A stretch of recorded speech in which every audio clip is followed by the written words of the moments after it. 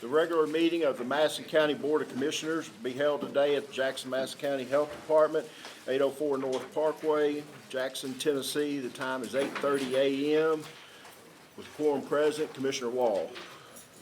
Thank you, Mr. Chairman. Today, we'll all stand together and welcome our own Commissioner Gary Deaton, who's going to do our invitation, our pledge this morning.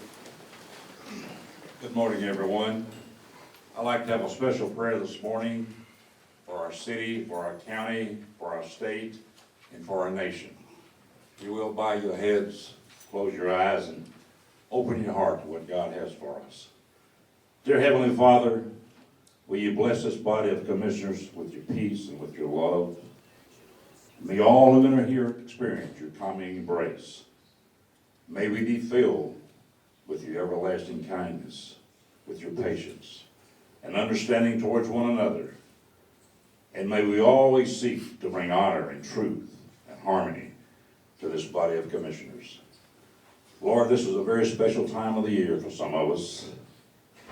2,000 years ago, you pulled back the shades of heaven and you pinned it with a star. You came into our world and you gave us the greatest gift that mankind has ever received. You gave us the King of all kings. You gave us the Lord of all lords. You gave us the Son of the living God. Jesus, the name that's above every name. You gave us our Lord and Savior. There's something about that precious name. Happy birthday, Jesus.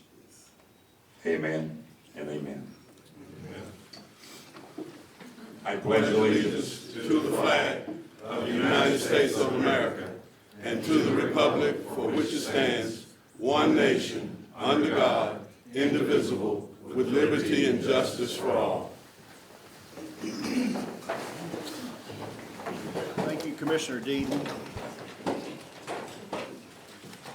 don't know why, it's always nice to hear that voice on Christmas. Maybe it was all the commercials I saw over the years.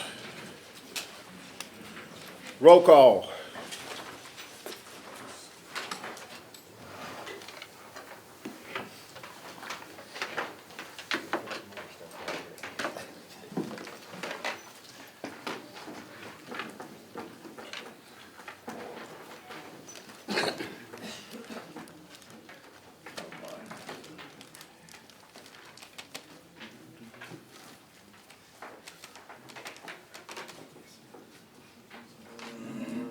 Got everybody in? 21 present, 4 absent. Without objection, we'll enter the minutes from last month with unanimous consent. Announcements from the chair. I want to take a few minutes to brag on our airport and the new air carrier, Denver Air. I've had the opportunity a couple weeks ago to use them and fly to Atlanta. And I was so impressed with our staff, their staff, the deputies out there at the airport. I mean, the experience was just amazing. And I've had opportunities to fly with other carriers from Jackson. And I mean, it is a significant difference in what is going on out there now versus what we've had in the past. And I want to encourage all residents of West Tennessee, if you have a need to go somewhere, please look at our airport, Jackson Regional Airport, first.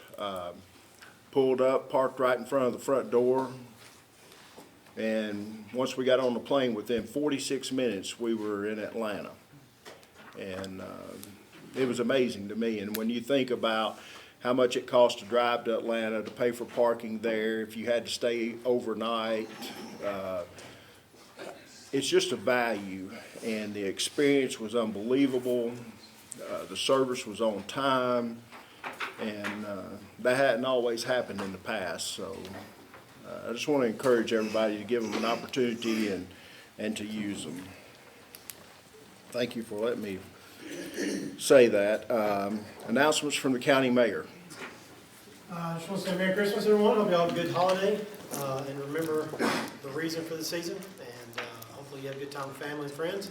Appreciate all y'all do. Hope you get a lot of other gifts, but now I've got breakfast one morning taken care of. Thank you. Thank you, Mayor.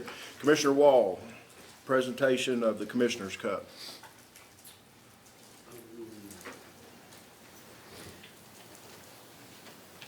Thank you, Mr. Chairman. The Jackson-Madison County School System, we have several that are here today.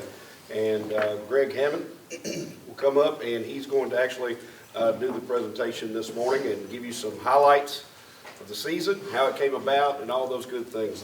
While they're coming up, I will say that I truly appreciate the school system and what they've been able to do with the Commissioner's Cup. Back several years ago when Attorney Bush was a commissioner, he and I got together with Greg Hammond. It was Greg's idea to come up with the Commissioner's Cup, and we just kind of took it and ran with it. It's been a wonderful thing, talking about crosstown rivalries and things like that. But I'll let Greg speak to it even more in detail, and go ahead, Greg. Good morning. Greg is pulling up the presentation, and he is going to present, because we've got some Cougars in the house that we want to celebrate this morning. Thank you, Melissa. 2024 marks the 7th season of the Madison County Commissioner's Cup. And when we presented this to you, the idea was civic pride and civic engagement. What we got is drama, but drama in the best sense of the word. Commissioner Brown, you remember that first year. Southside was 9-0, Mr. Arnold. Northside beat them in the final game of the season. So Northside that first year won the region title and the Commissioner's Cup. And that drama has kind of continued year after year. Of course, this year it's been the JCM Cougars. I'm going to ask Coach Turner to come on up. JCM started the year with 6 consecutive victories, earning attention throughout the region. They beat the, come on up guys, come on up with the coach. You can bring that trophy with you. They beat the defending state champion in Riverside. They beat the eventual state runner-up in Milan, nearly beat them twice. They beat them at home once, and then there was some overtime, and they didn't quite get that second game. But it's been a great year for Coach. Now, the moment, I talk about all those games, but the moment most of us are going to remember, and many of you were there, the moment we're going to remember is when JCM used the last drive of the game to outlast Northside. And the Cougars are going to go for it on 4th down. This is the ball game right here. They need 5 yards for the first down. 13 seconds left to go. Shotgun formation. The snap. The throw. Looking. Touchdown Cougars! With 5 seconds left, the Cougars take care of business, and Mr. Chairman, I'll tell you, there were thousands of folks there, and we tried to take a photo at the end of the game, but Mr. Mayor, you know, it was hard to do because the crowd was there and they celebrated. So what we're going to ask right now is if Mayor Massey would come up, along with Commissioner Wall, because if it wasn't for Jeff and Jay, this thing wouldn't have got rolling, and I appreciate that. And I want to bring up my commissioner from District 5, Caldwell Brown. So if we can take today the official photo, since we didn't quite get it done the night of. One of the guys. Let Coach hold that trophy.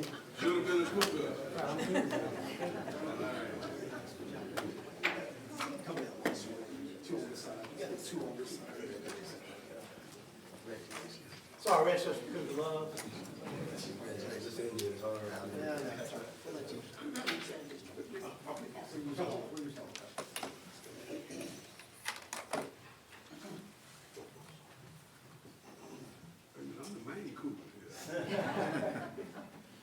While Miss Joyner's taking that photo, how many Cougars do we have in the building? 8.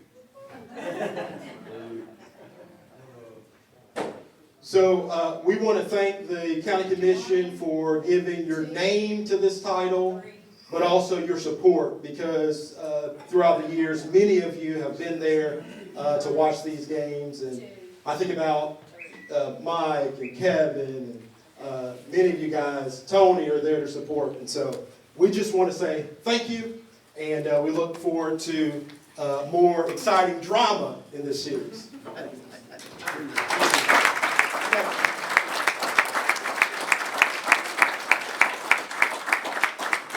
I got something I'll add. JCM being off the map for a few years impacted this Commissioner's Cup because JCM wasn't in the running for it. But this year I was on JCM sideline the whole game with my son, and we had lots of catching up to do. I met lots of old friends and folks from my class that was there. And then at the end of the game, Jeff Walk said, hey, you got to come over here. We're going to do this trophy presentation. And so right there at the end of the game, I'm standing on the sideline amongst all the Northside people. And then all of a sudden, me and my 11-year-old went crazy. And we were going nuts. And he turned around and nobody else was going nuts. They were all giving us a death stare. I said, buddy, come out here and feel with me. We kind of moved on. But it was a fun time. And way to go, guys. Congratulations again. Our Chief of Staff, Melissa Spurgeon, is going to come up.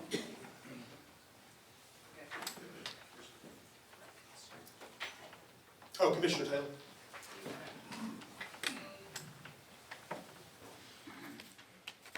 What are we moving on to? Yes. All right, now what we've been waiting for, and I think this is going to be a great Christmas for all of us, is Dr. King's presentation. Been hearing a lot of good things that are going on, and I can tell you when I took over as chairman of the county commission, Dr. King and I spoke, and you know, he asked me, what do I want? What can I do? And I said, all I want is results for the kids. And ever since then, I've tried to take the focus of the politics off of him so he can focus on the kids. And it seems to be working. I'm very pleased. I'm very proud of all of our teachers, administrators, and educators. And I'm proud of Dr. King for the job he's doing right now. And I'm looking forward to it.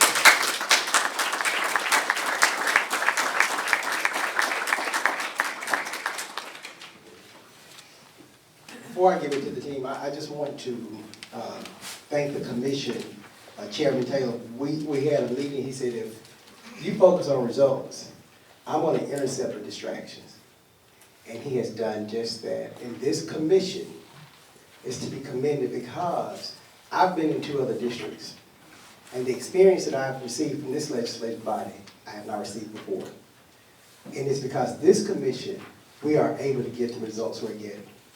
It takes more than 9 school board members. It takes the entire legislative body collaborating with each other to get the results we're getting. And I am very humble, I'm very grateful to serve in this important role. My team, you know, a team is what's going to pull it off, right? And so I'm going to let them share some information with you all. But I just want to personally thank all of you all for your support. Many of you all came out to our leadership conference at the beginning of the school year. When our teachers and our staff see you all there, they are energized. Although I got into some good trouble at the leadership conference, that I think the good trouble of saying the goodness of God is very important, I'll take that good trouble, so I don't have a problem with that. But I appreciate you all for showing up and letting them know that you're there to support them, because it gives us energy to know that you all are rooting for us and that you all are behind us. And we know that this work is very hard work, you all. And you will see some results. By far not where we want to be, but we've come a long ways from where we used to be. And I think together, if we continue this momentum, this will be the best school system in the state of Tennessee. And I want you all to realize that every last one of you all hold an important piece to the puzzle. In your bag, there is a puzzle piece. And it's connected to everyone. All of you all have a puzzle. I put one in everyone's bag. This is more than your grandchild. This is more than your niece. This is more than anybody you have related to in the school system. We are a multi-million-dollar organization, and the piece that you hold in this bag is important. And we can't make it, the puzzle is not complete, you all, without your piece. It's not complete without your piece. So understand that I need your piece of the puzzle. This community needs your piece of the puzzle if we want to make our public education school system the strongest school system in this state. And so when you see this piece, don't throw it away. Just put it somewhere, put it in a drawer or something, but don't throw it away, but know that this piece is important, that it represents millions of dollars, that you're making decisions around every single day. When we talk about the Star Teacher Grant that you've given for our teachers in public school and so forth, and let me just share this bit that's not in here. We have pre-K students that are funded outside of the state. The state gives us very little money for pre-K. We have a lot of pre-K classes. We're one of very few systems with as many pre-K classes, and that's because the commission funds our pre-K classes. And I think that's important to note, and people don't realize that it's in the MOE that you all have given us for our additional pre-K classes, that next year at Polk we'll have pre-K classes at every school, getting kids in school early. So the team, I can't thank them enough, they make it happen. So I'm going to give it to them. We have 2 school board members in the back. I think I saw Board Member Compton and Board Member Johnson. I appreciate their work and their leadership around the board. So we really appreciate you all for being here. But I'm going to let this team tell you all about the things that are happening. Thank you. If I've not met you, I'm Melissa Spurgeon, and we are excited to share updates, successes, challenges, and some celebrations that we are having. But before we start, we want you to hear directly from some of our students.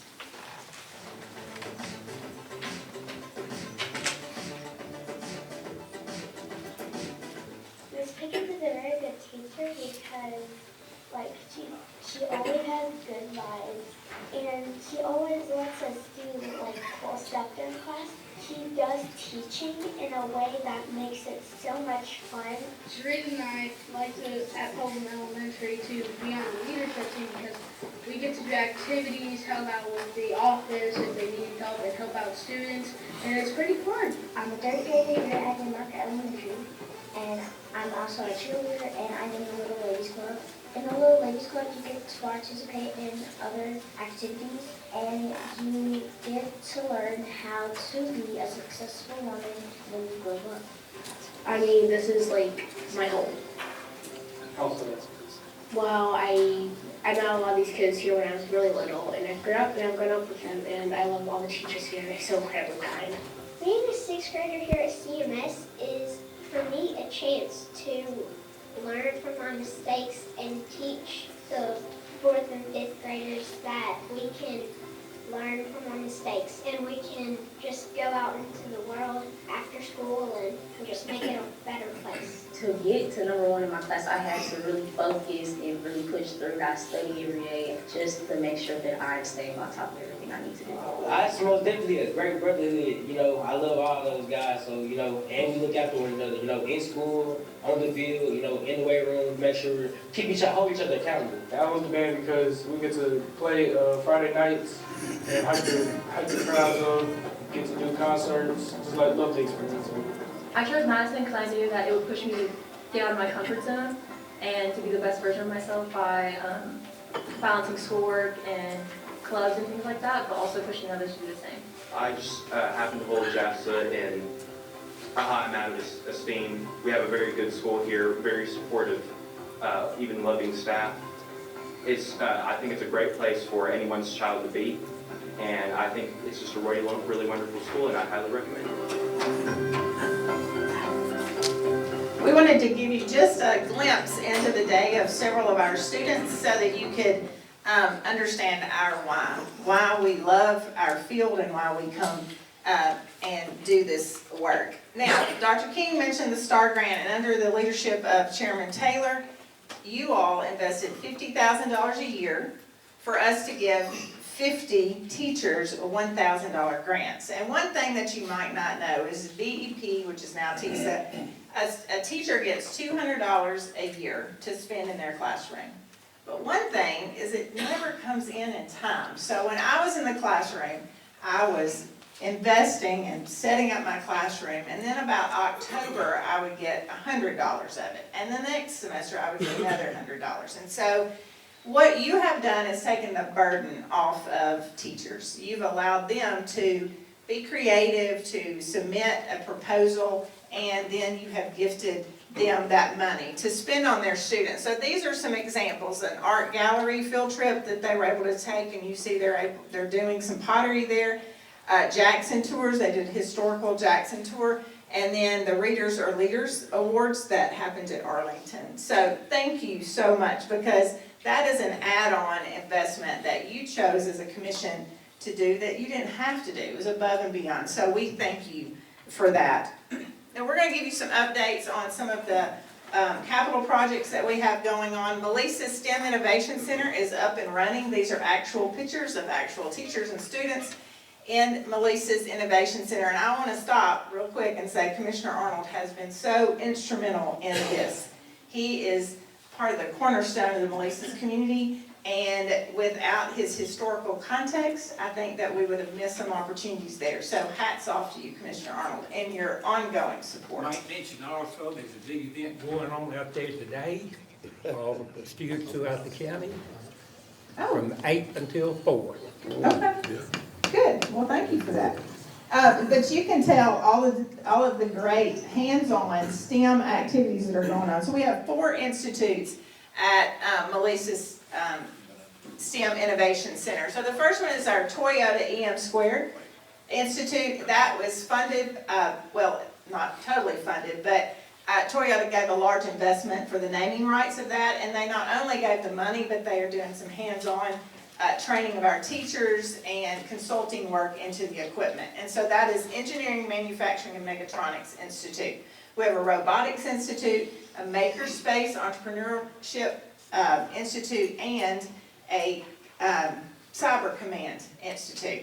This is serving this year 120 7th and 8th grade students from 8 of our schools. So we have 26 schools in our school system, and 8 of those have middle school children in it, and so they go for half of their day down there, and then we bus them back to their home school, and they receive all of their other subjects there. But what they are receiving is their math and science embedded into these institutes. So it's a very cool concept. If you have not been, please call.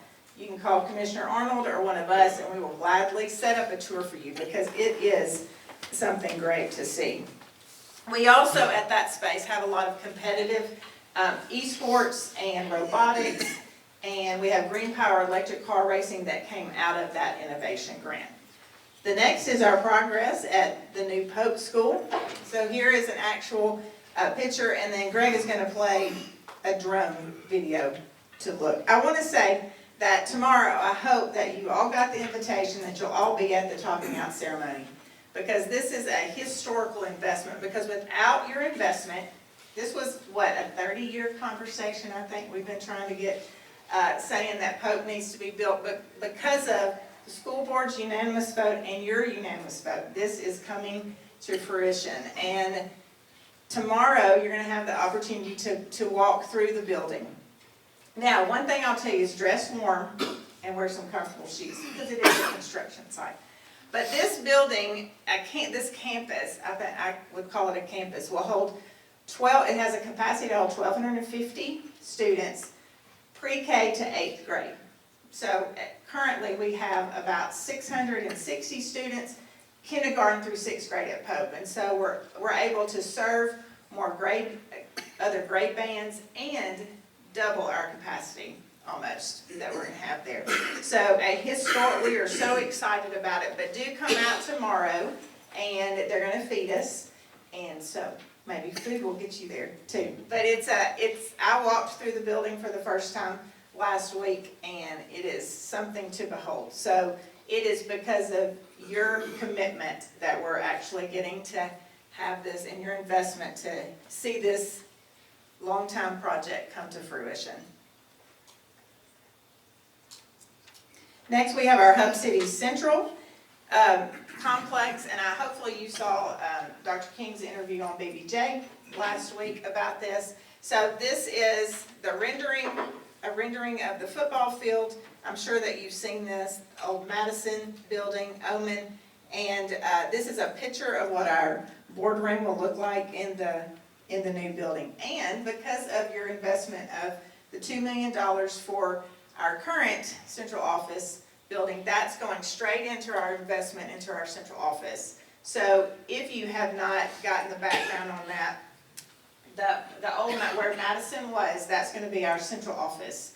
And what we'll be able to do is have all of our services in one place, more centrally located in the city with all of our wraparound services. So we're super excited to be in a complex. So we'll have early college high, and then Oman, and then the football stadium. And the football stadium will have a regulation track field because of all of our high schools we do not have a regulation track.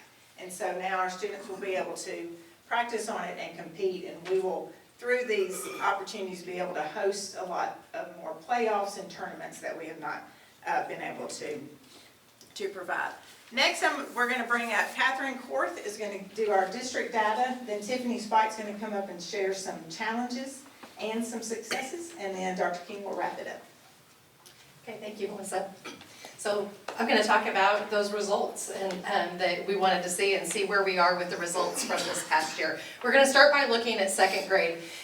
School districts in Tennessee are required to take tests through 8th grade and in high school, but they have the option to take second grade, and we take that option so we can have an earlier indication of where our kids are. This is the last, all of the graphs we see today, you're going to see the last 4 years results, and this is proficiency. So what percent of kids are meeting or exceeding the expectations on those tests. So you can see last year we took a significant increase in our ELA test, and math, you can see over the last 4 years has just had a steady climb and increase in the proficiency of our students. I do want to note that there was a change in that ELA assessment last year to be more aligned with 3rd grade, and so we have yet to see if that, I just want to note that that huge jump partially is because of a change in the test also. As we look at grades 3 through 8, we're going to start by looking at English language arts. This is the 4-year trend. You'll see that we've gone from 14.9% proficiency to 25.7% over the last 4 years. So after just a little jump in 2023, we did have a bigger jump this past year. We'll look at it by individual grade level. So it's going to start with 3rd grade on the left through 8th grade, and then all grades clear on the right. And that light blue bar indicates the results from last year. And in every single grade level of ELA, we improved. We also like to look at this in another way.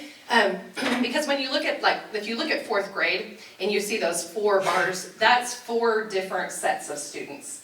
But if you look at 3rd grade, go back one if you would for a second. If you look at 3rd grade, that dark blue line in 3rd grade is they go to 4th grade and they're the orange bar. And then they go to 5th grade and they're the green bar, and then they go to 6th grade and they're the light blue bar. So we also like to look at a cohort of students over time to see if they're progressing. So we not only see improvement that way, but we do see improvement in the majority of our cohorts also as we move through.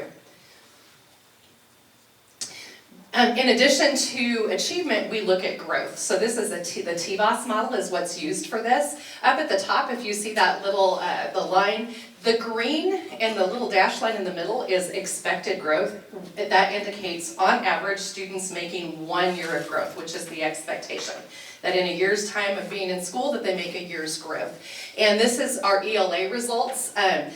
So the green is a 3, the kind of turquoise is a 4, and the dark blue would be a 5. And when you see those little crescent moons out at the side, out at the end, that indicates that not only did they make significant growth, but it was really, really significant growth when you see those little moons over there. So when we look at ELA, we do see that we have a little bit of a struggle in 3rd grade that we are addressing, and Dr. Spike will talk about that in just a little bit. But when you look at 4th through 8th grade, we were level 4 or level 5, and all of those areas indicating significant evidence that on average the kids are making more than a year's growth. And if you look in particular at 4th, 5th, and 6th, they're shooting for the moon is what I like to say when you see that crescent moon over there, significant growth in that area. Let's take a look at math. This is the results over the last 4 years. We've gone from 9.8 proficiency to 25.2% proficiency. And when we look at individual grade levels, again, the light blue bars, you'll notice that in every single grade level, we hit a high last year in the percent of kids that were meeting proficiency on those TCAP tests. Looking at the growth data, that 3rd grade is a perfect example of exactly making 1 year's growth. So in 3rd grade, we made exactly 1 year's growth. You're going to see 4th, 5th, and 6th, we made more than a year's growth. 5th and 6th grade had exceptional growth, indicated by those moons over there. In middle school, we do see it start to fall off just a little bit. So middle school math is one of our focus areas this year, as we see they're not making as much growth as we expect them to. Science, very similar story, just steady growth over the last 4 years. And when we look at individual grade levels, third grade took a little bit of dip compared to the cohort previous, but the rest of the grade levels all had improvement over the previous cohort. And the growth data, we don't get growth data in science until 5th grade because the 3rd and 4th grade tests are not long enough. They're shorter tests, so there's not enough data there to compute that. But you'll see we were level 4 or level 5 in every grade level in science. Social studies, the graphs look very similar, don't they? So we've gone from 14.7 to 27.3% proficiency over the last 4 years and had a 4.3% increase this past year. Only middle school takes the social studies test. It's not given in elementary, so we only have results for 6th, 7th, and 8th grade, but all 3 grade levels again had the highest scores that we have had. And when we look at growth for social studies, not as good as some of the other areas. We see that in 6th and 7th grade they're meeting that 1 year's growth, and it was a little bit less in 8th grade. So this is just a summary of the proficiencies. We look at ELA, math, science, and social studies, and we're seeing slow and steady improvement in every subject over the last 4 years. Let's take a quick look at high schools. In high schools, the students take EOC, or end of course exams. These are final exams that they take at the end of certain courses. For English, they take a final exam at the end of English 1 and English 2.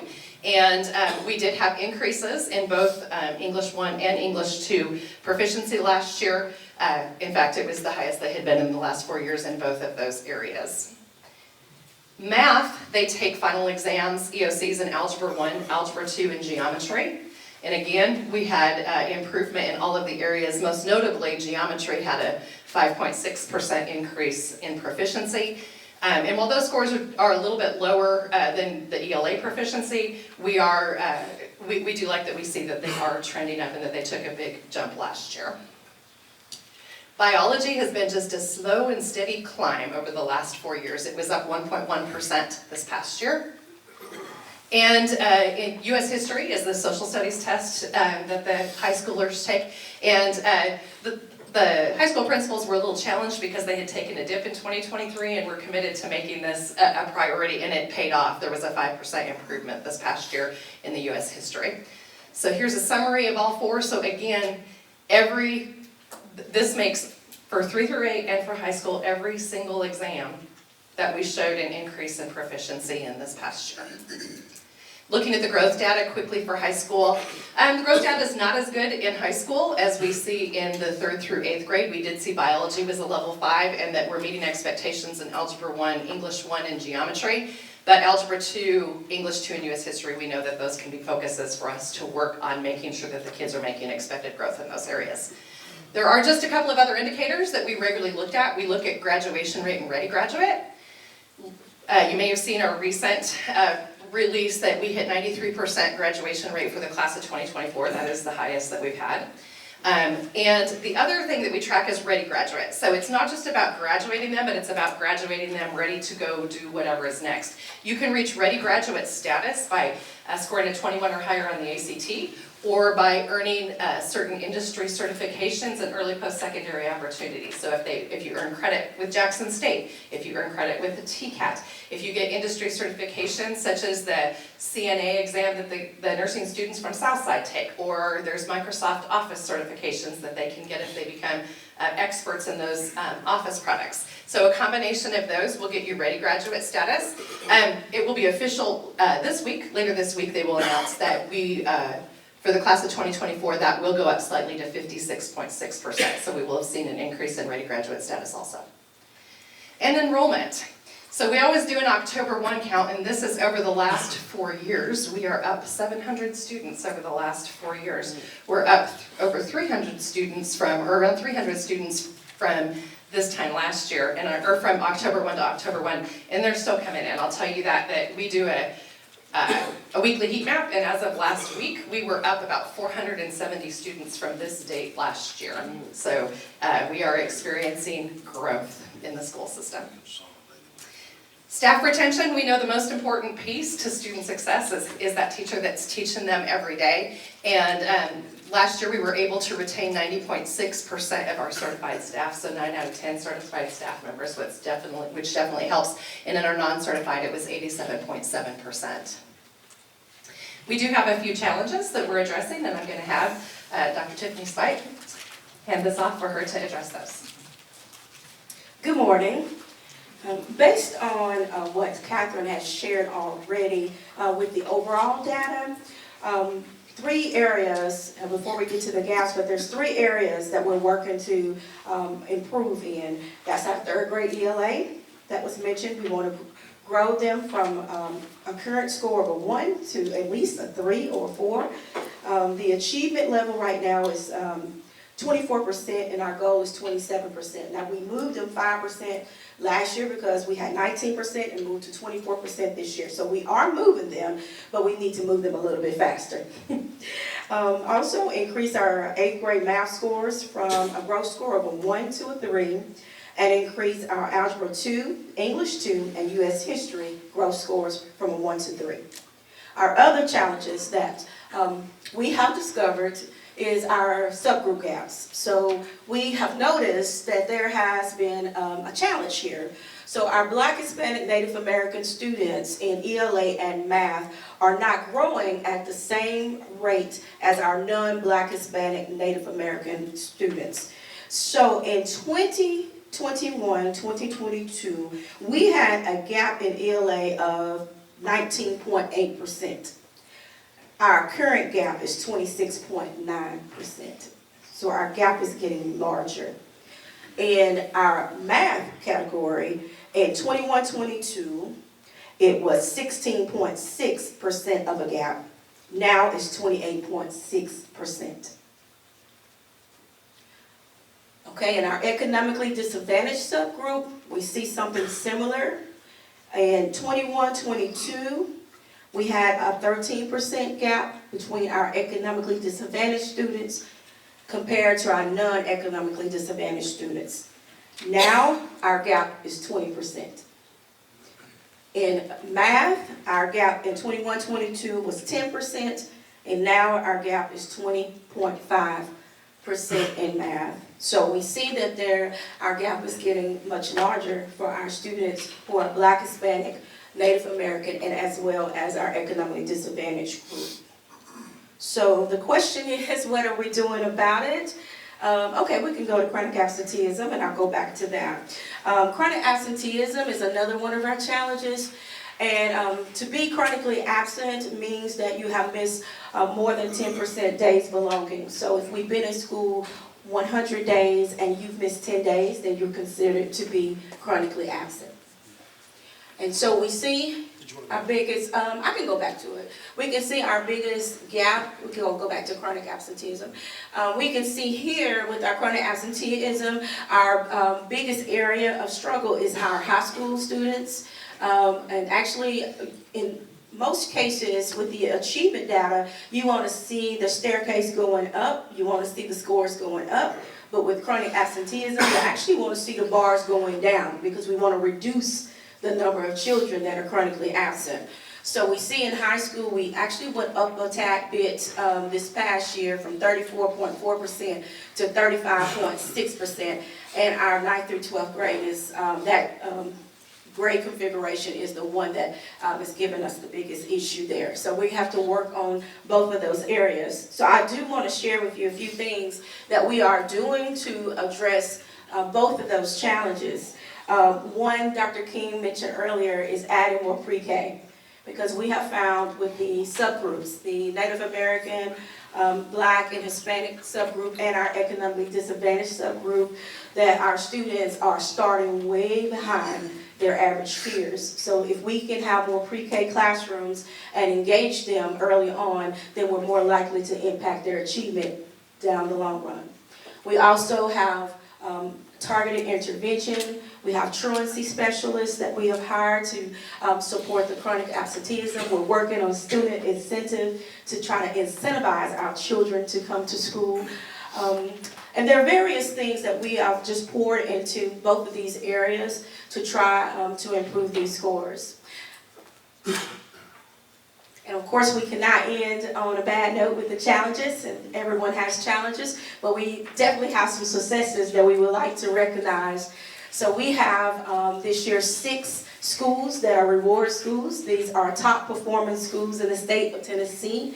And these are those schools: Community Montessori, JCM Early College High, Madison Academic, Pope Elementary, South, and Thelma Barker. So we're very proud of our reward schools. It's a very tough distinguish to get, but we do have 6 in our county. And finally, I would like to just say that we are, Jackson-Madison County is a level 5 school district. Like, you should shout there. Yeah. Level 5, that's the highest level. I'm turning it over to Dr. King. So you all see our successes and see our challenges. And one thing I want to share with you all is we did receive additional funding through TISA for our outcomes. We received about over $1 million. And so what we're going to do is use those funds to address those gaps and address those challenges so that we don't come burden the commission and say, hey, we need this or we need that. We're not coming to you all unless we really, really need it. We're going to use all of our resources and explore grants and so that we can be able to support our families but not put a burden on the commission or even the taxpayers. We have come in under budget by $4 million for the last 3 or 4 years.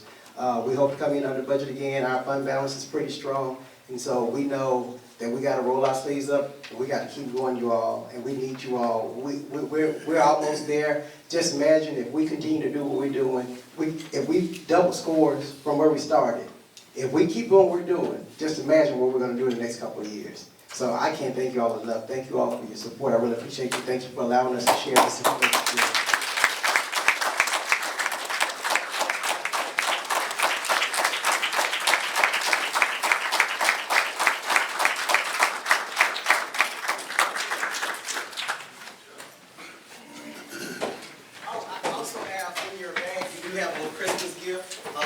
Ticket to Liberty, Taste of Liberty. If you have not been to Liberty for their culinary class, you are missing a treat. So you all have a free ticket for your culinary class at Liberty, Taste of Liberty. So please try it out. Thank you. Commissioner Brown. Yes. I'd like to say to the school board and to the staff, in this Advent season, this 3rd week, is the candle of joy. The innovations, the progress, and the joy that you brought to this county and the forecast for the future of our children has truly brought joy to me. Couldn't be any better. And the thing is, it's really commending along with what you present to us, is that the growth of these summer schools, preschools, are making a difference because learning is not a 7-hour experience. And I just want to let you know that your innovation, your work, your dedications have not gone unnoted in what is to come, but the half has been told. Thank you so much. Thank you, Commissioner Brown. I'd like to say, too, as community leaders, we need to continue to do our part whenever we're out to encourage parents, children, in our churches, in our civic groups, or wherever we're at, to keep encouraging the growth that we're starting to see. And, you know, we just need to continue to do our part. And like I said, I'm very proud of our school system right now. I think we're moving in the right direction for sure. And for Jackson and Madison County to be successful and to grow, we've got to have a good school system. So thank you, Dr. King. All right, now back to the business of the county. Reports from county officials, standing and special committees, any old business and action there by the board. Just a quick update. The Juvenile Justice Center Planning Committee met a couple of weeks ago, and they approved some dollar amounts, which I'll bring to budget next month, to begin to pursue the 14 properties, 14 plats of land behind the Criminal Justice Center for the new Juvenile Justice Center building. So we'll be seeing that at budget, but negotiations have already started with those property owners, and I've consulted with Attorney Bush about options if we're not able to contact a property owner, or if they don't agree to sell at our price that we can agree on, what our options are there. So just that'll be coming next month through budget and then a full vote in commission. Thank you, Mr. Mayor. Gary, would you like to talk on on the insurance committee? Yeah. We met on December the 4th to reestablish the insurance committee, to elected officers. We're gonna meet again in January, and our fund balance right now, as of December the 4th, was $347,348. That was December the 4th. I'm not sure that, that's very low, and we're gonna monitor that on a monthly basis, look at our expenditures, and to keep everybody well informed. We have a reserve of $450 that we put back in case we run short of funds, so you don't have any bad checks bounced. Thank you, Commissioner Deaton. Mr. Chair, I went to the airport meeting last week, being your liaison, doing my job to help keep you guys updated. You spoke about it earlier, but I'll just add some numbers. We actually got a report from the airline. I don't think the previous airline had given a report for months.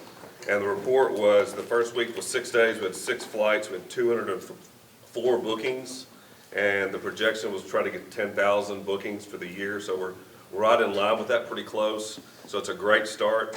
They said they're going through a lot of candy bars, so you guys may need to slow down with the candy bars. The budget's gonna be a little over budget there. That was just a joke, really, but they did mention that. Because you get full candy bars with this airline, not just a little tiny bag of peanuts. The financials are good. The runway came in under budget by $90,000, so they used some of the extra money to improve some of the hangar. And then they actually started a fence around the parking lot, so we may have them come back asking for funds for that, or they may use that in their budget to put a fence around the parking lot, because we'll probably have a lot more people parking there than in the past. And the parking lot looks great, by the way, if you haven't seen it. There's some issues with Atlanta and Chicago. Chicago, you gotta use a bus to get to the terminal if you fly there, so if you have any questions, just reach out. I can go into more detail with that. But overall, it's been a great start with Denver Air. Thank you, Commissioner. Any other reports? Any amendments or transfers to the General Fund, School Department, Capital Projects, Highway Department, Debt Service, and Juvenile Court Service budgets for the fiscal year 24-25? Commissioner Alexander. I know, we got several this morning. First I'll do the county side. First one is out of fund balance for finance, $127,620.55. This is for a fiscal year 24 SRO grant repayment for unused funds. Committee recommendation, no second required. Any discussion? Not on this. All those in favor vote aye. Aye. All opposed? Motion passes. I would like to make a motion to take the balance at one time. Let Commissioner Alexander read them. Have a motion. Second. And a second to take the balance of the grants and new funds at one time. All those in favor say aye. Aye. All opposed? Commissioner Alexander. All right. Next one is EMA, $4,165.81. This is for reimbursement for DR 4712 disaster. EMA, $1,733.75. This is for Gov Deal sale of equipment. Next one's EMA, $10,510.46, fiscal year 25 hazmat training grant. Next one is EMA, $129,608. This is a Homeland Security District 10 grant. Next one is Sheriff's Department, $10,320. This is for Bulletproof Vest Partnership Program funds. Next one is Sheriff's Department, $25,000. Fiscal year THO Network Coordinator Grant, no effect on MOE. And the next one for Sheriff's Department, $67,082. Alcohol Saturation Grant, no effect on MOE. The last one is a different category, but it's this mandated state reserves, county clerk, $11,000, replacing 4 PCs and purchasing new MacBook. It's committee recommendation, no second required. Any discussion? All those in favor say aye. Aye. All opposed? Pass. Do we have 2 more on this one? Requested by the property committee, came before the budget committee to request $210,000. This is for a demolition project at Big Smith School to take down the old classroom portions of that building. This would come out of capital. Committee recommendation. No second required. Any discussion? No discussion. All those in favor say aye. Aye. All opposed? Motion passes. One more is a matching grant for the fire department. They requested funds for a matching grant. Just to make everybody aware, it was $57,500. Committee recommendation. No second required. Any discussion? All those in favor say aye. Aye. All opposed? All right, moving over to the school system side. $20,000 for special education. This was in their 141. Commissioner Wall. Okay. I was going to make a motion, we take these, none of these actually affect MOE, correct? No. I would make a motion that we take them all at once. Have a motion to take them all at once. Have a second. All those in favor say aye. Aye. Motion passes. Bless you, Commissioner Wall.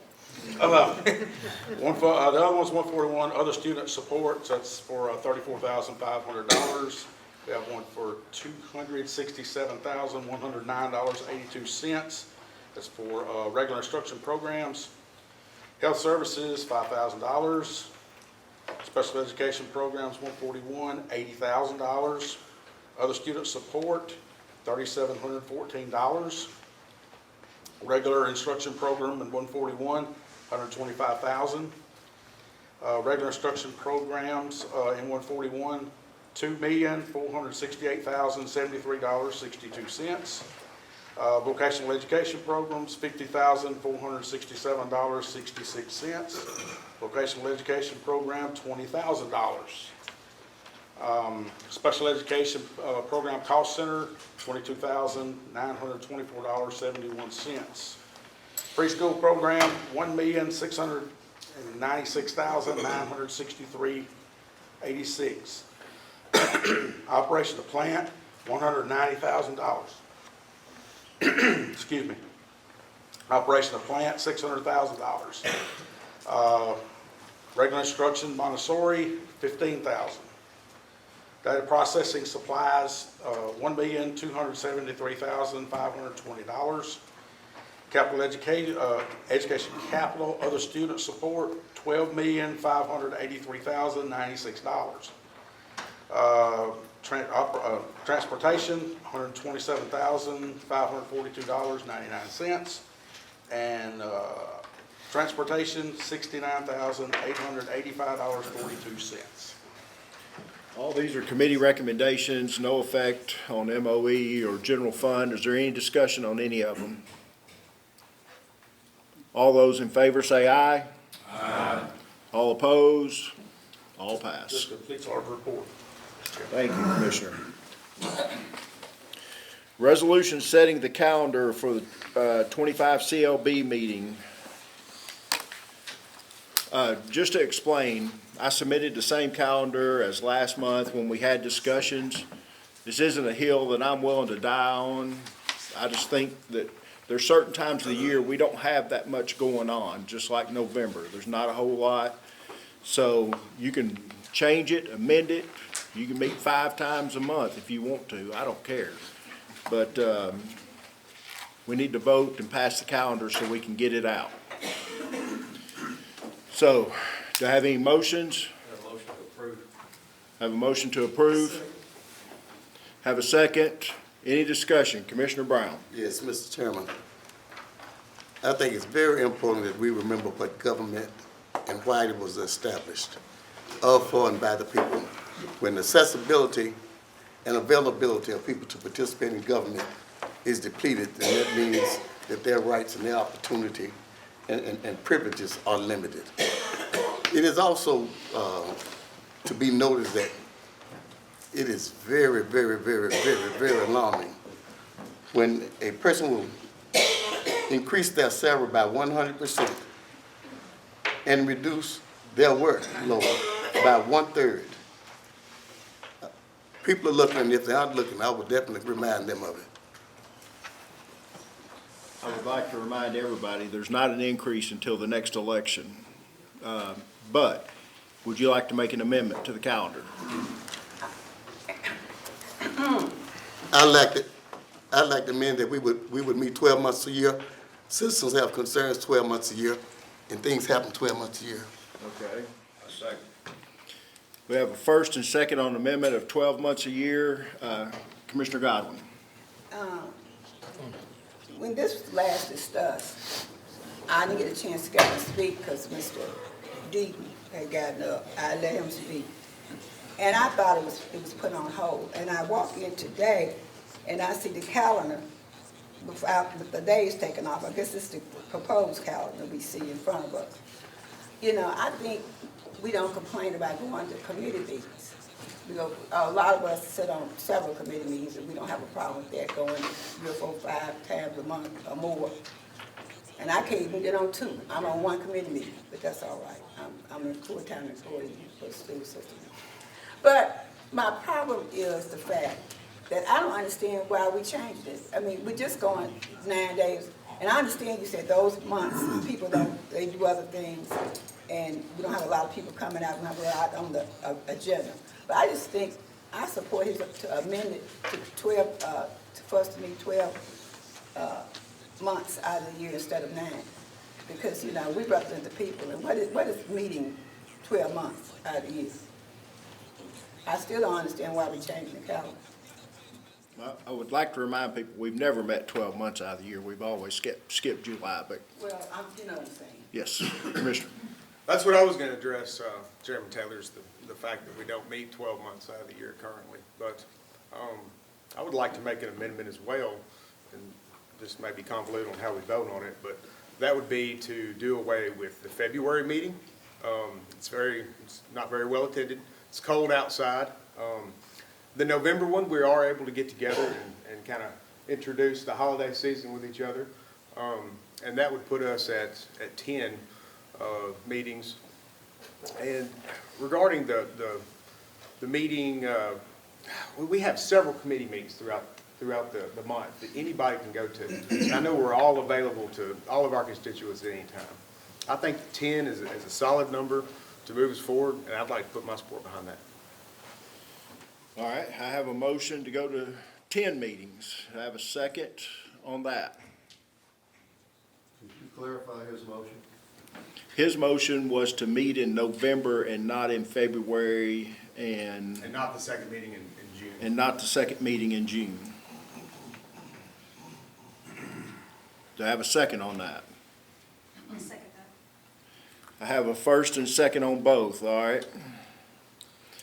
Can I just ask a question, Sure. clarifying question about Commissioner Brown's amendment? Does that 12 months out of the year, would that also include 2 meetings in June or just 1 month, 1 meeting each month? What my amendment is intended to do is that we will not change our meeting schedule. In the event that we're gonna cut our workload 1/4, I think we need to cut our pay 1/4 for the next commission. Because these being suggested by people who have not really served a term. And quite frankly, government is not established for the convenience of elected officials nor employees, but for citizens. So I don't know, somebody might have had a bad impression of what the role of commissioners are. And I support his amendment, his motion. Go ahead. Thank you, Mr. Chairman. It's a concern as the business office because of the notary applications. If we don't meet every month, then the delay on them of being approved can take it to 60 to 90 days on a notary application. That's my only concern with it. All right. We're going to vote on the amendments first, and the... We vote on the motion to amend the amendment. Okay. If that passes, we need to vote on the first original amendment. Okay. We're going to vote on the motion to amend first. All those in favor? Well, this is just to amend it. It's not saying which way we're amending it yet. No, this would be Commissioner Bryant's motion to amend the amendment. And then we need to vote on Commissioner Brown's amendment. And then on the original motion. Now, Commissioner Brown made the original amendment. Right, but he moved to amend the amendment. Okay. All right, gotcha. So what we're gonna do is we're gonna vote on Commissioner Bryant's amendment first. And then we'll go, So a no vote on this, at this particular time would mean that it would basically pass the original. No, a no vote on Commissioner Bryant's amendment would just mean that you're not going to amend Commissioner Brown's amendment. You would still need to vote on Commissioner Brown's amendment. all right, Mr. Chairman, to clarify, what my amendment is that we will not change our meeting schedule, and I trust we're having a roll call vote. yes. Thank you. I have a question. Yes, Commissioner Godwin. Mr. Bryant's amendment, I thought, was for a 10-day, to meet 10 days. 10 meetings, yes. 10 meetings, to meet 10 meetings. So when did that come in after we vote on the amendment? He amended Commissioner Brown's amendment. So we're gonna vote him up or down first, and then we're going to Commissioner Brown's amendment to vote up or down next. Roll call on Commissioner Bryant's.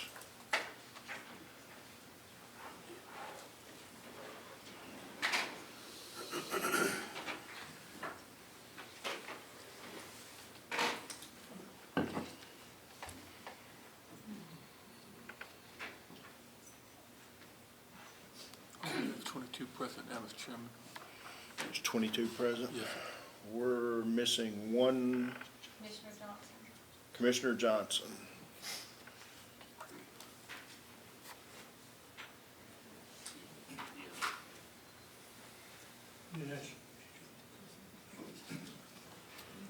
There we go. Votes are in. Vote is closed. 13 yeses and 8 noes to Commissioner Bryant's amendment. So now we need to vote on the original amendment, which would be Commissioner Bryant's amendment to meet 10 months, Okay. excluding February. Do we understand that? Just to clarify, what we're doing is we're taking 1 month out. We wouldn't meet in February under his motion. Correct. Right now, we're not meeting in July to begin with. Right. So that's your 10 months. So we're only taking out 1 month. Right. That would be February. Right. Roll call.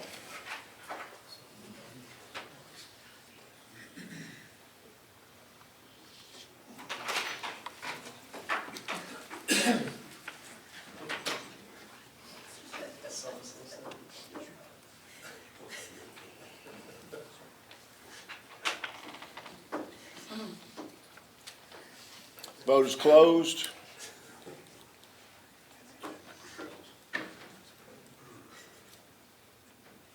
Seventeen to 3.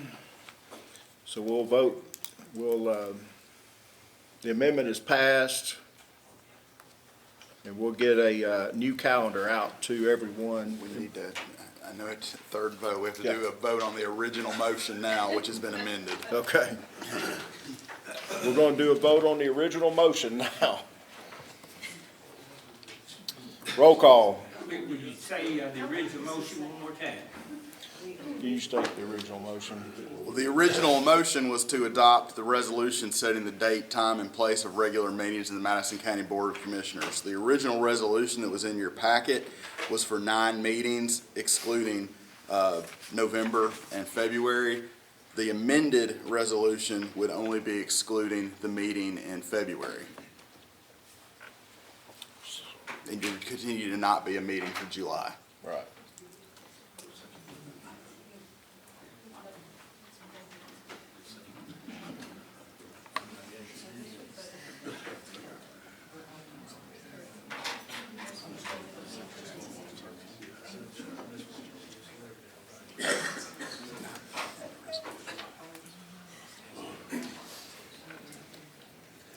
One more. Commissioner Bryant? Cindy Bryant? There we go. Votes closed. 12 yes. Doesn't pass. Doesn't pass. So Mike Bryant's motion on the calendar is what we're going with, correct? No, the resolution for the calendar's been voted down, so we don't have a calendar currently. All right. We need the commission needs to approve a calendar for 2025. Commissioner Bryant. Chairman Taylor, I would like to call for another vote on that. I think that there was some confusion as to how we were voting. So that was to accept the calendar that I proposed. You can make a motion. I can make a motion and vote on it again. You can make a motion to reconsider if it's someone who voted against it.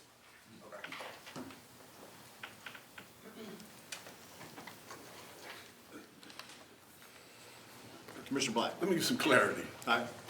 Okay. You made a motion to keep it as is. And we voted that down, right? He made an amendment to change it to 10 meetings. 10 months. 10 months, and we voted to accept his amendment. Right. Then we came back and voted on your original proposed schedule, the schedule that was on the agenda. No, it was the overall calendar. It was amended. You voted to amend the schedule that was on the agenda, then voted down the same thing you just amended.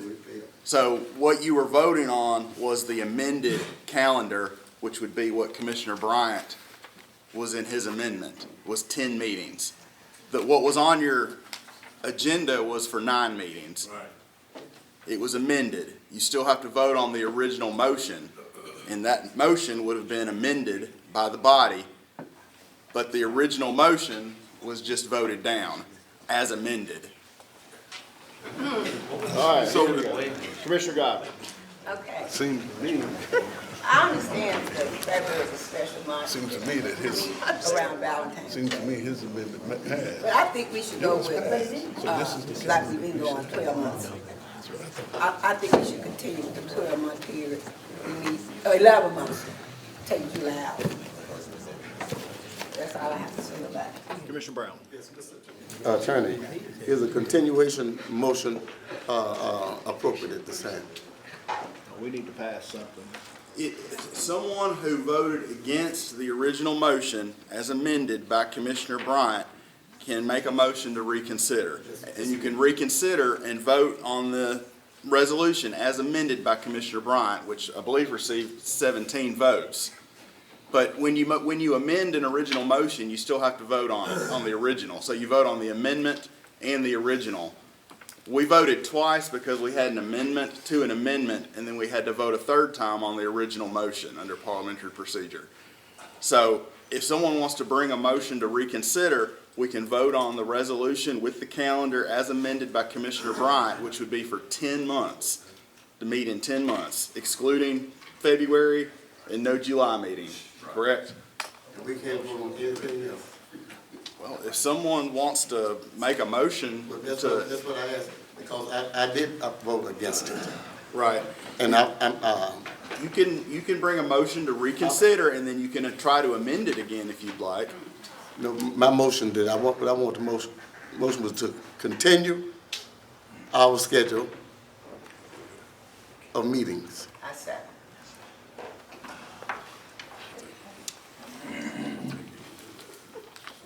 I think you would first have to do a motion to reconsider the resolution, and then you could, if that passes, then you can move to amend the resolution, rather than making Am I it. not correct that what was amended is dead, so we're dressing up a corpse? Well, that's how you bring the business back to the floor, is to bring it back for reconsideration, because the agenda item's been voted down. Or you can you can move to suspend the rules and making. Suspend the rules. All right, that might be the easiest thing. I have a motion, and do I have a second to suspend the rules? Commissioner Godwin, second. All those in favor say aye. Aye. All opposed? No. Okay, we got just one opposed. Rules are suspended. Take up the calendar. I move that we will have a continuation of the calendar that we are now using in the county commission. Have a motion and a second. All right, I have a motion and a second to continue the calendar that we're now using. Roll call.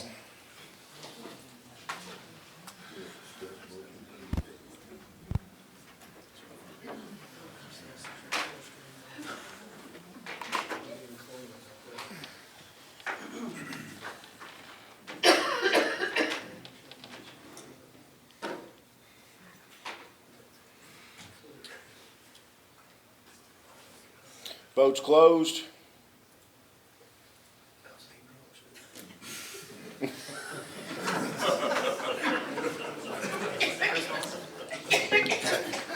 Commissioner Brown, you're getting your wish of a long meeting, but we're gonna pass a calendar today somehow. Commissioner Martin. On the 10-month, Fred, you said that would affect your office if we didn't meet? Yes. It won't necessarily affect my office, it'll affect the citizens. Every month, when their notary appointment expires, they have to make application, y'all have to approve it, we send it to the Tennessee Secretary of State, then they have to go get their bond. And if you don't meet, then that extends the time before they can be approved for their notary appointment. Okay, so how do you do it now since we don't meet in July? There's a skip there, and we try to educate the public ahead of time. Okay. They have to have their notary application in the 5th of the month, so we can have it on the agenda and in the packet, and then y'all approve it, and then it has to go to Tennessee. We have to mail that list to the Tennessee Secretary of State. And so we could do the same thing for February? yes, but I'm saying for a person in business, if they need their notary to their business, that causes a 30 to 45 day extension, longer period of time before they're approved. So basically, we would be hurting the people that really need your service. Well, and I don't know how many we do in a month, 50 to 100 per month, but those people are going to have to wait longer to be reapproved on their notary application. And usually somebody's already been appointed a notary, and they don't realize the time issue, and so they're expecting to get it fairly quickly, but if we don't meet, or y'all don't meet, then it extends it another 30 to 45 days before they're able to do that function. Question with the notaries, I would say that most of these notaries are just reapplying. You're not getting any new people, so they should know the system, right? Well, no, I mean, it's an appointment from the Tennessee Secretary of State. Y'all approve them. No, my question was like the people who are applying for notaries are just reapplying. You're not getting a tremendous amount of new Well, ones. it's a combination of both. I don't really know. I mean, Commissioner doesn't matter to Hicks. me. I would like to make a motion to reconsider the original amendment, Commissioner. All right, I have a motion to reconsider the amendment. Commissioner Aday? I'm going to ask Fred, can he not move those notaries up to the months we are meeting instead of moving them behind them to the next month? They would have to have their application. Mr. Deaton? You know, I'm like you, Mike, I wouldn't want to die on this hill, but we're elected to serve the people of Madison County. And on strange occasions, I do agree with Claudette Brown. On this occasion, I agree with that we're elected to do this, so I mean, this is not a big issue in one way. So meeting every month and not meeting in July is what we've done for many, many years. I hope we could probably continue to do so. All right, I have one motion to consider the amendment. If I don't have a second, it will die. I second. Your second, Commissioner Hicks, so we're gonna vote on the, Is that a motion, Commissioner Hicks, to reconsider the amended resolution that was Yes, on the that was the agenda? one that we voted on. yes. Okay. Now, that's the 10 meeting. I wanna make sure everybody understands. So I have a first and a second. I withdraw. Okay. That's why I was making sure. I'll second. All right, I have a first and second on the 10 meeting. Roll call. We're voting on the 10 meeting, right? Yes.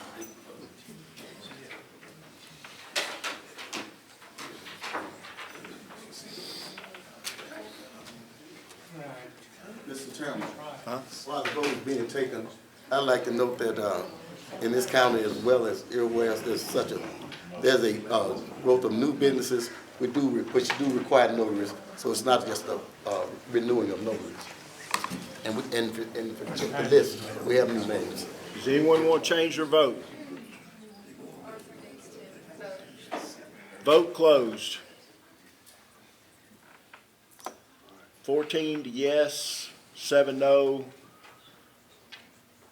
1 absent, abstain. So it passes. 10 meeting. Now, that's not to say we're not going to meet, because we can have special call meetings if we need to. But Public can't adjust like that. People who work and have children responsibility can't adjust today. Commissioner Dean? That's what I was gonna say. We can always have a special call meeting. Yes. And any commissioner can call for that meeting. Yes. Commissioner Ellison? Yes, sir, Mr. Chairman, I don't understand this.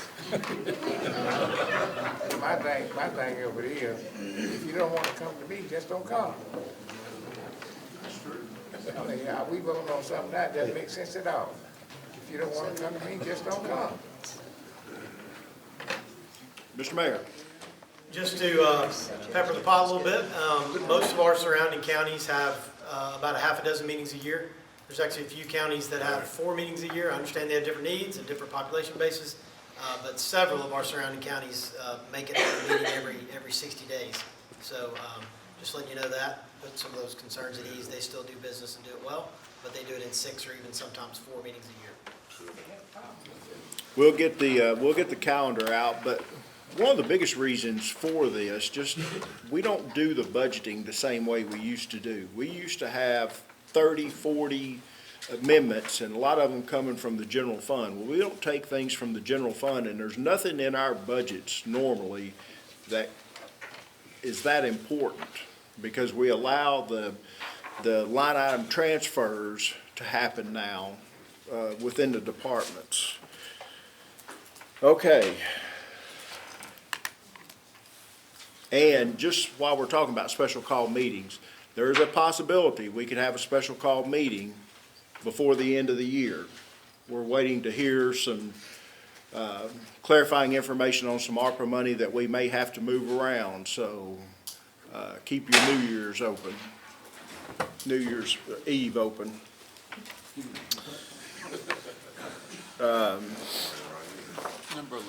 Number 11. Resolution establishing regulations of sale of real estate purchased by the county in delinquent tax sale. Mr. Chairman, we met, the excess resale committee met, and you'll see on the board there's new regulations that we have voted to establish as a committee recommendation. These were sent out in the packets. Basically, just a long story short, the state has changed the laws as it relates to excess resale and how we dispose of those properties. And we met in committee to adopt the regulations that actually determines how that process takes place. Again, everybody got this in their packet, and this is a committee recommendation. It's a committee recommendation, no second required. Any discussion? All those in favor say aye. Aye. All opposed? Resolution passes. Consideration of resolution to amend the text of the zoning resolution of the City of Jackson, Tennessee Planning Region, Article 3, General Provisions, Q, relative to accessory dwelling units, ADU. Good morning, Mr. Chairman. Good morning, County Commission.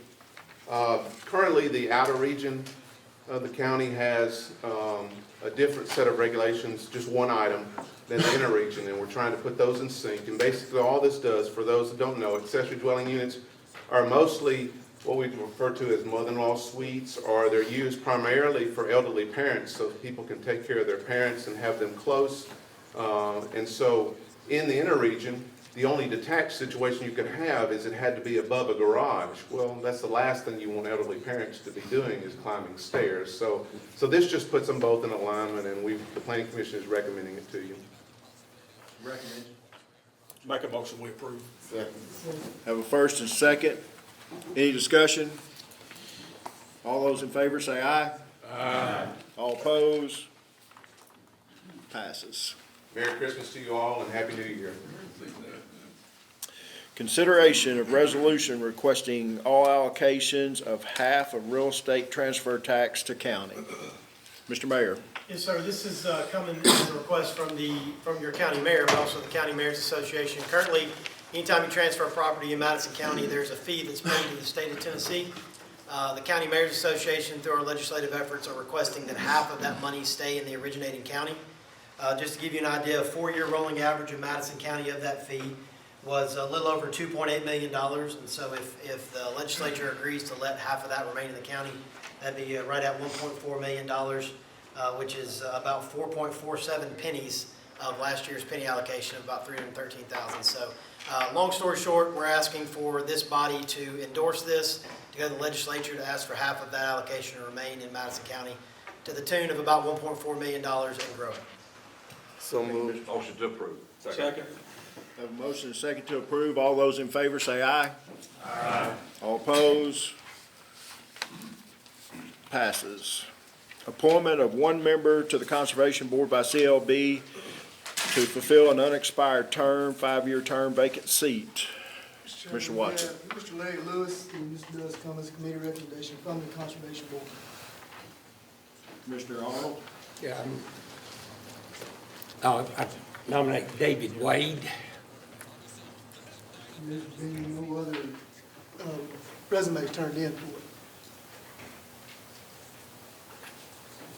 Did we receive a resume from David Wade? Yes, sir, you do. I have a confirmation. I did? Yeah.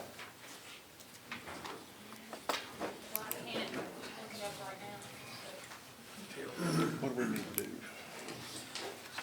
If there was a resume submitted and it just didn't get sent out, I guess we can table it.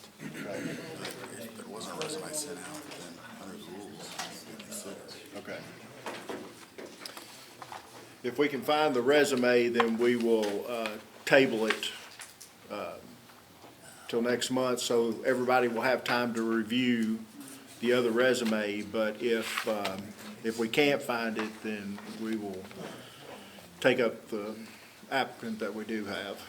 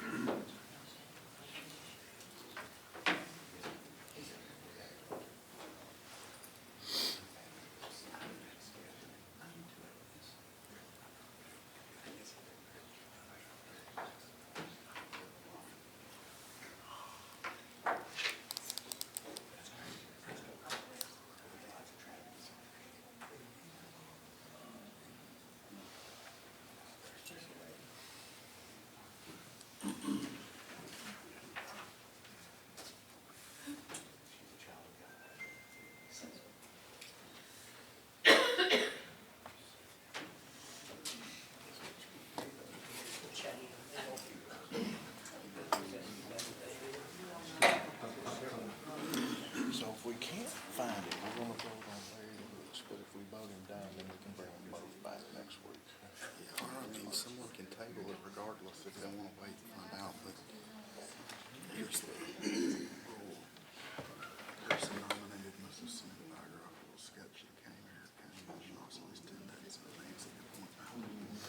But it's a commission appointment, so it's up to the commission.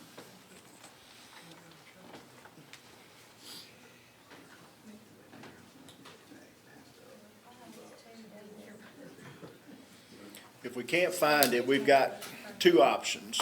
We can vote on the person that we have a resume from, or we can table it to next month and allow him to get his resume in. Make a motion to table it. Second. Do I have a second? I got a question first. Okay, discussion? Was the resume, is this resume been presented to the conservation? I don't know that.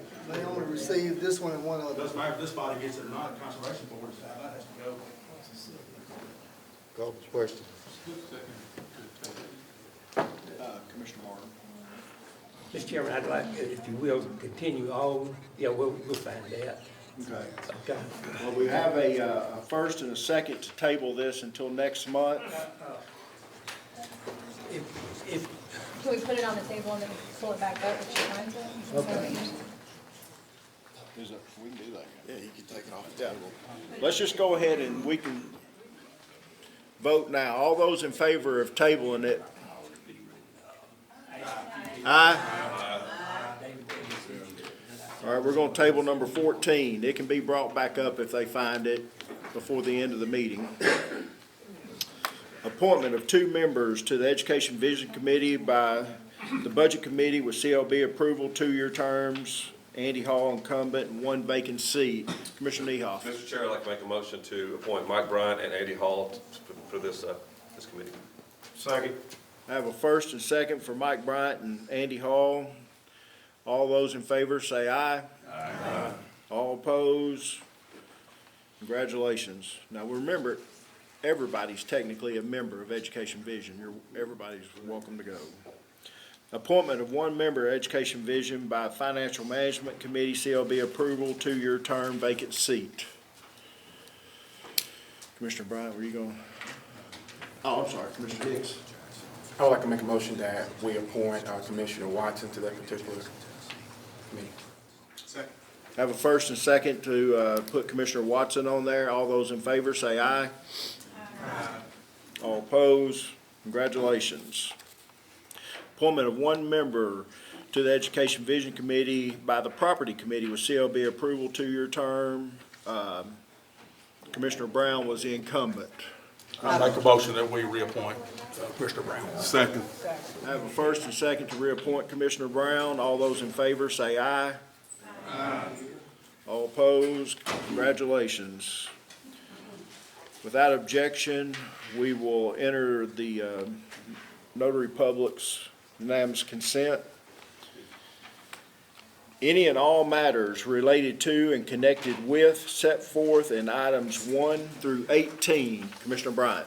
Commissioner Taylor, I would like to make a motion that we suspend the rules to appoint somebody who we do have a resume for, a candidate to the CEDC to fill the seat for Mrs. Jane Alderson. Have a second? Second. All those in favor of suspending the rules, say aye. Aye. All opposed, rules suspended.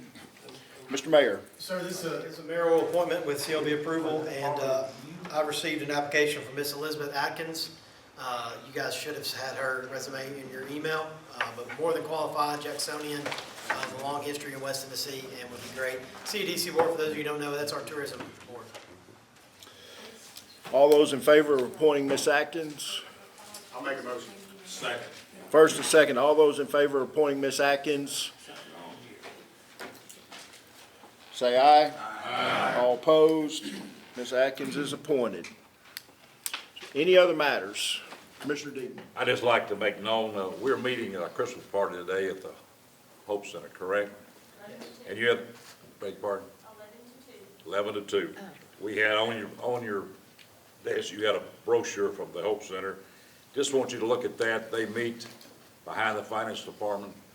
They've been there since 1995. We may or may not know exactly what they do all the time, but they do a phenomenal job. They have a all-year-long after-school program that the city schools bus drops these kids off, that feed 90 to 120 kids roughly every day. They fed over 26,000 kids last year. They feed about 400 families every week. They have a tremendous ministry that affects that local community where they live. So when you go there today, Bruce Hussey will be there. Thank him for what he does. He does it, but him and his wife just do an outstanding job in serving that community and serving the young people. I think we may be amazed at how many kids in our own county go hungry every day. And they're trying to alleviate that and doing a great job with it. Thank you, Mr. Deaton. Commissioner Arnold. Mr. Chairman, I'm not sure what's going on here, but David Wade has presented his, and I hope, I have more to say on this because in the first place, every section in Madison County is supposed to be represented on the board, conservation board, and I don't know whether you all have taken any action yet or not, but if so, you need to find out before you move forward. We're going through a very bad time. I know some of you all have been contacted by people outside, but we have a group from one end of the county is trying to hold our park hostage on the other end of the county. This just cannot work. Alcohol and playgrounds do not work. And if you start at one, it's going to be spread to others. I don't even know Commissioner Watson. Of course, he hasn't been on the commission, but a couple of years he's already filled one spot, maybe another one. I'm not sure, but just to let you in on what I'm talking about, and you have the information there also. All 4 members that are presently on that conservation board live in the northeastern section of the county.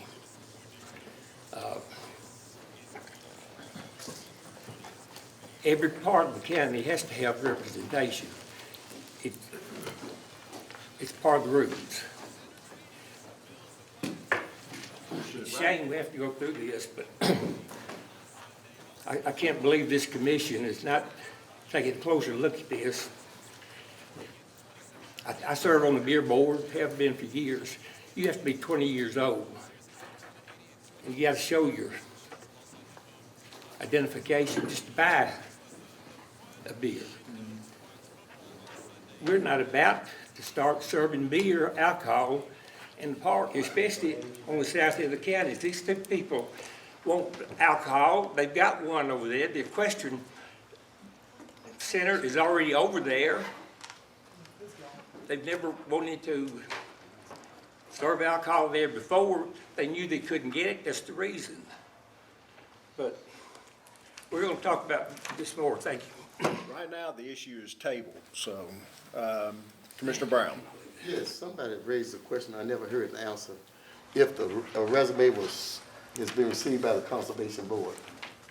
No, just Mr. Lewis, and then there was one other one that was submitted. Nobody ever commissioned, nobody's received anything from Mr. Parks. In regards to the other seats, whenever they've been posted, nobody, they just went off the resumes I had. Nobody from South. If nobody puts in for it, I mean, you can't make nobody do something they don't want to. I mean, if somebody from South had put in for it, they'd seen it, it would have been considered. I mean, I don't know what else to do. I mean, you can't force somebody to be on something they don't want to be. Minutes of the meeting down there? From a meeting about 2 years ago on an issue that's dead. Of course, we'll make these minutes. And as far as the playgrounds that's not working, I don't know what he's talking about. There's a new $50,000-$60,000 playground that has just been put in. And the last time I was up there, kids playing all over it. So the beer issue is dead. I don't know why it keeps getting brought up. It's never going to come back up. It has not been brought up in a conservation board meeting since when it was looked at once before, when some vendors who wanted to seek about renting the facility asked about it. Well, so when they was told no, it ended right then. They can't do it. It's not going to happen. Drop it. Okay. Mr. Chairman. But the beer is not on today's business, okay? Because it's not been brought up, we're not discussing it. What we are discussing is whether somebody has turned in a resume or not. And right now, we have one resume, and that is tabled, so we can either vote to untable it and appoint this person, or we can give them till next month to get his resume in so he can be on the conservation board, okay? Now, do I? I mean, so that we can see the other resume. So you, all right. So I'll accept the nomination, Commissioner Godwin. Yeah, I went to the agenda review meeting, and I asked for the resume there of Mr. Lewis, and I didn't see it. And I was told I could probably call Ms. McClain. I think we just table it, because I don't know enough about Mr. McClain, Mr. Lewis. There's 2 Larry Lewises. So I think it needs to be continued tabled. I know it's already tabled, and I'm saying I need to. I move we accept the You're notary. being disrespectful. We've already done that. Like I said, I I move need to adjourn. continue to table. I know it's Second. tabled. Don't disrespect me. And I'm not saying Watson and Don't disrespect me. Commissioner Claudia Brown. Watson. Yeah. You might disrespect All those in favor of adjournment? Aye. We're adjourned.